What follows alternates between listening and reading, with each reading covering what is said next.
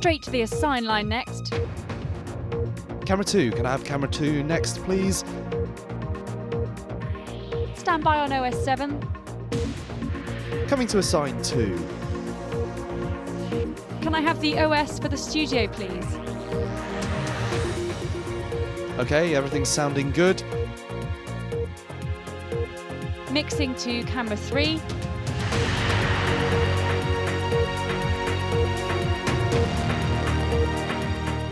And presenters ready, please? 10, 9, 8, 7, 6, 5, 4, 3, 2. Cut, go vamp, cue.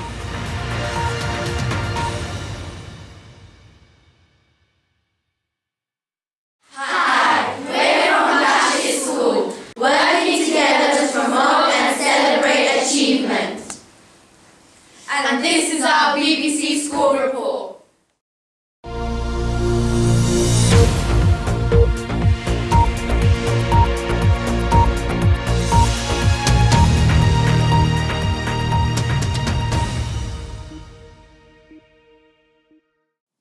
Hello, my name is Iram.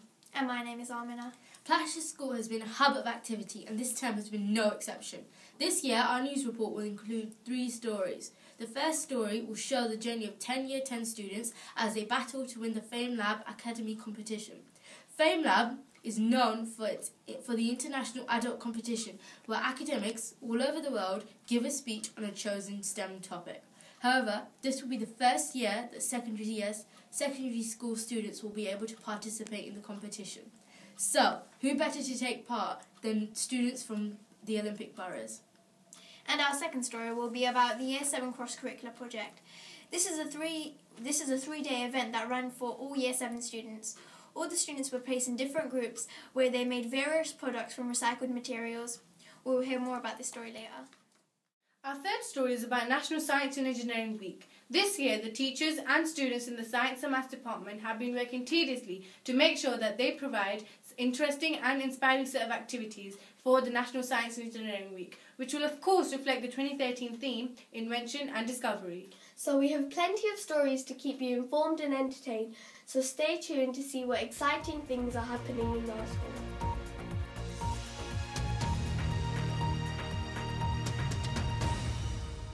Famelab was set up in 2005 by Cheltenham Festivals in partnership with Nesta to find and encourage scientists and engineers with a flair for communicating with public audiences. Since 2007, thanks to a partnership with the British Council, Famelab has gone global, with competitions now held in 19 countries across Europe, Asia and Africa. Famelab and Tower Learning have partnered to deliver a pilot programme transferring the format to 10 secondary schools from the Olympic boroughs of London, including Hackney, Tower Hamlets, Greenwich, Waltham Forest, Newham and Barking and Dagenham. The Famelab Academy competition consists of 3 parts: school-based heats and finals, a training masterclass and a London-based final. The 10 students were provided with 6 training activities to engage their thinking and allow them to prepare for this presentation. The final will be on the 28th of March 2013 at 4 p.m. This final will be judged by external judges from the EDF and Famelab. All participants will receive a certificate for participation and other prizes as well. 2 winners from each school will receive 2 days of training in communicating science. The masterclass will provide finalists with a chance to make friends and create an atmosphere of trust so that they can become more confident presenters. The weekend will involve a mixture of talks, exercises and activities, both group and individual. The winners of the school-based finals will be invited to the London final. This will be held at Bloomsbury Theatre in London on the 23rd of April 2013. Now, let's see what the contestants here at Plashet have to say. How did you get involved with the Famelab project? I was approached by a science teacher called Miss English, and she told me about what the project was and asked me if I would like to be involved, and I said yes. So how did you prepare for this? Well, first of all, we had to choose a topic, which was really the hardest part, but I just looked online and I got a lot of resources from Miss English, and we just found a topic and I just researched it, looked at books and just really tried to get the full extent of the topic that I was looking at. And what are your typical training sessions like, for Famelab? Well, we go in usually Tuesday after school, and we have a video which is usually of past members of Famelab, which is usually the adults, and then we look at them and then we sort of analyse them and see what was good about them, what was bad about them, and because there's the 3 criteria that the judges are looking for: content, clarity and charisma. So we will see how they applied that and try to apply it to our own sort of speech. So exactly how many students are involved? Approximately 10. And what were you hoping to achieve with the project?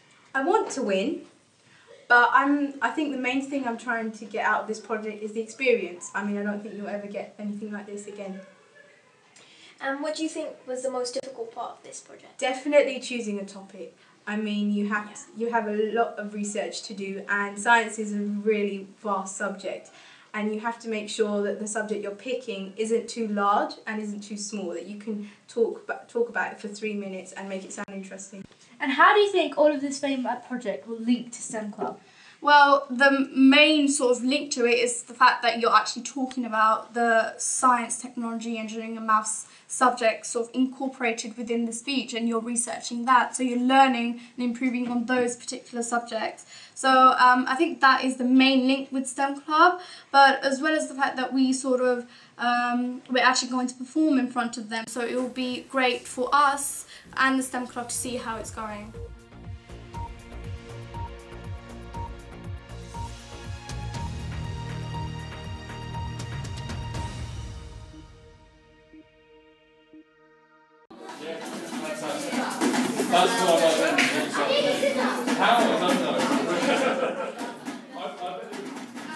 This is the Year 7 cross-curricular project, and it has been running for 2 days now. And as you can see, everyone is very busy. What exactly are they doing? Well, let's find out. About the instruments that are and dances as well. What have you made so far using these rubbish? We've had some drums, And what's that you have there? okay, that's like a shaker slash drum. And you shake it every noise, but if you also bang it, like a drum as well. But it's not just about recycled instruments. This group is going green. Let's find out more. Hi Shiri, what's the name of your project? And what waste materials are you using? And what are you making right there?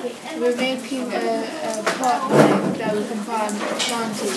Okay, thank you.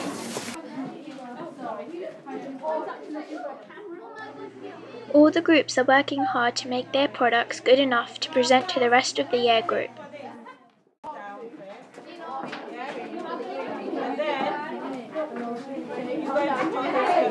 Drama. Waste rubbish. Recycling. Recycling. We gotta get out of here. Yeah, we gotta get out of here. Can we say it together? We gotta get out of here. This group will be performing a short play. They only have 1.5 days left to rehearse, so there's a lot of pressure.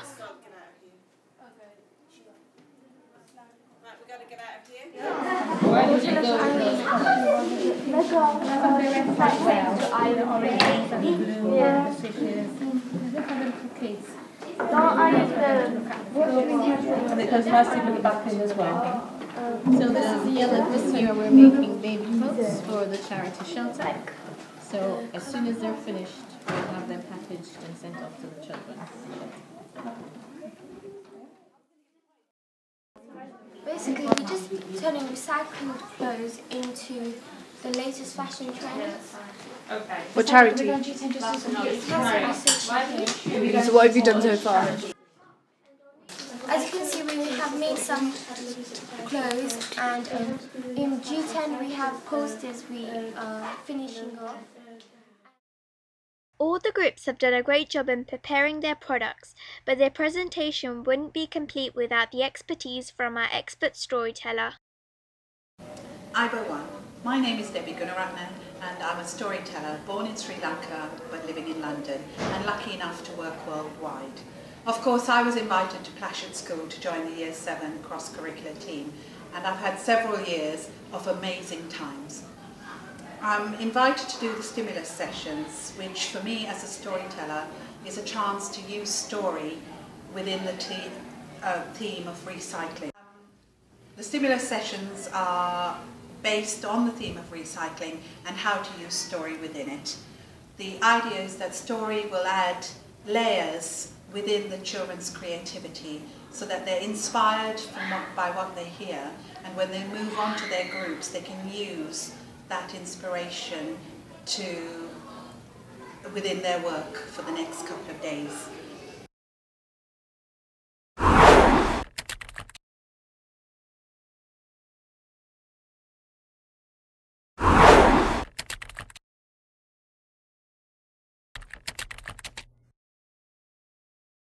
My role was organisation, so making sure that there were lists of students and staff, that everything was in its right place. Okay, the Year 7 cross-curricular project, I actually oversaw the organisation of the Year 7 cross-curricular project.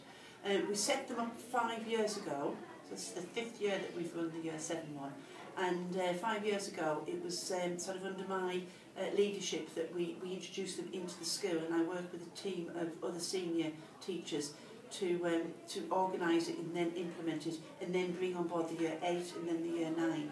And because of the changing of staffing in the leadership team recently, I'm back to actually organising it this year as well. So I had the oversight of all the cross-curricular projects in the school, but this year in particular I was actually organising the Year 7 one. Well, I hope they've enjoyed themselves the last 3 days, but they've learned a bit about recycling and how to look after their planet. Well, hopefully they gain lots and lots of skills. The things like, for example, they don't work in formal groups, they work in different groups, so they meet new people. They have to work with students they don't know, so there's all of the teamwork, the friendship groups, that sort of thing. They're working with staff that they've never met before, so there's all of those sort of dynamics. What underpins the cross-curricular projects is something that we call PLUDs, personal learning and thinking skills. Okay, and they are sort of cross-curricular themes, and the 2 cross-curricular themes that we focus in on the Year 7 cross-curricular project are creative thinkers, so trying to develop their creativity, and team workers. Whereas when you work through to Year 8 and Year 9, there are other, we do repeat some of those skills, but we also build on them. So obviously those skills are very much at the core of the work that's being done. But if you remember, the Year 7 cross-curricular project is a very creative project. So obviously we're developing practical skills, making skills, and then the show at the end on the Thursday afternoon, the whole area of presentation, or those type of skills. So there's lots and lots of skills that they're bringing that are coming out of the project. From outcomes that you achieve the best that you can do. How do we measure success? Right. Well, first of all, we monitor the project as it's running. So, for example, talked about the personal learning and thinking skills. And if you remember, you had a PLUDs booklet when you did the project, of which we build on through 8 and 9 as well. And what we do during the project is we go around, we pick off certain students in the groups, and we talk to them. Do you know what skills we're focusing on? How do you rate? How did you rate your skill as a team worker when the project started? Oh, it was quite good. And what about now? And so talking to the students. So they've got the PLUDs booklets to do it in writing, and then, but more importantly, it's more interesting to talk to the students to see how they see it. At the end of the project, they all get an evaluation form. They're all sitting down there on that seat, ready to be collated. So that basically asks the students, what the starting point was and what the finishing point was. And also we do the same sort of process with staff. So I basically I work with the staff on what have the students learned, how well have they learned it, how much progress have they made. So we're measuring it in through sort of classroom observations and through evaluation at the end of the project. Okay, thank you very much. Thank you. And on that note, we'll end it there. Let's look at some of the final products that some of the students have made. So first of all, on your behalf, I would like to thank all of the teachers and the support staff that have actually been on the project with you for the last 3 days. You've worked incredibly hard, you've worked really enthusiastically, and I think, you know, although girls, you've all worked really well, and your talents shown here this afternoon, it couldn't have been done without the superb team of teachers and support staff you've been working with for 3 days. So we can show you appreciation now, please.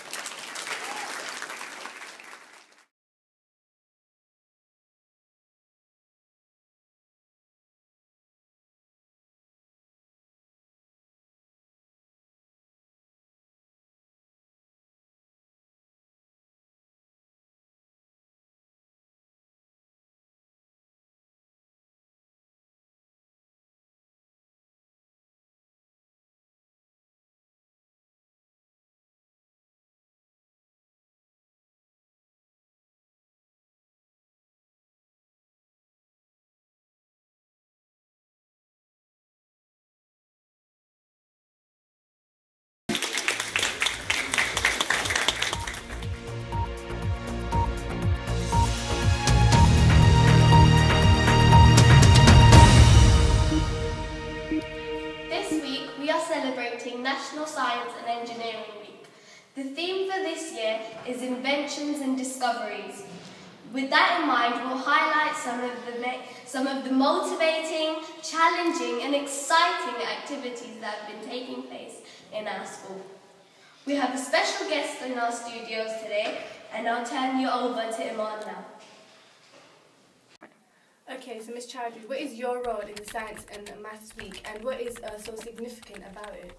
Okay, well, we're a science specialist college, so obviously, you know, science and maths play a big role in our school, and the significance is really to celebrate science and maths within the school. And my role as curriculum manager really is to organise all the different events that take place during Science and Maths Week. And this year, what is the most successful and weird and wacky experiment you have come across? Oh, this year in the science show was wonderful. We had students doing a whole range of different experiments, some of which I will mention, like the elephant toothpaste with hydrogen peroxide, which was really good, the ammonium dichromate volcano, the flaming ice, we had rockets going up, you know, those are some of them, but we had a whole range of different experiments. And how did it stand out from all the other years? I think the big difference this year was, instead of the teachers doing a lot of the demonstrations, the students worked really hard, and we had over 120 students that took part in the science show, and they did all the demonstrations, so that was really good. How do you know that you have been successful in Science and Maths? Again, like I said, the attendance. Basically, the success criteria is basically the attendance at all the different events by both parents, carers, you know, people from the community, as well as the students. And secondly, of course, the students enjoying all the different events. And how did you incorporate STEM, meaning us, in this year's Science and Maths Week? Oh, at Plashet we've had a very long-running STEM club for about 4 years now. This year they were more involved than ever. They're at the moment they're entered for the Famelab National Challenge, which is taking place later in the year. They're also doing quite a big project with the Year 7s, which we thought was really good, so they're being role models and inspiring the younger students. And of course they took a big part in the science show as well. Thank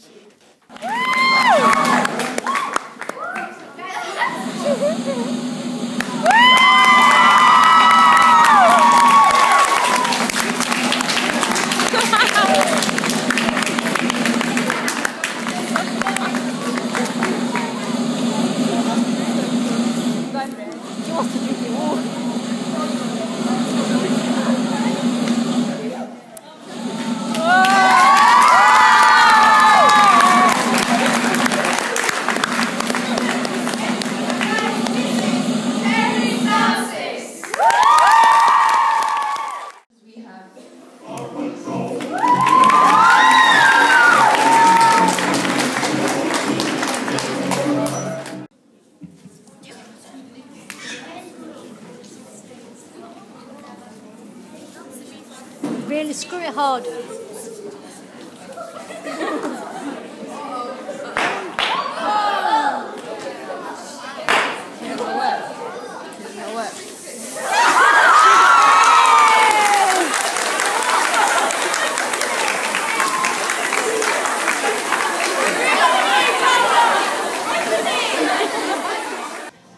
No, they need to add the thing.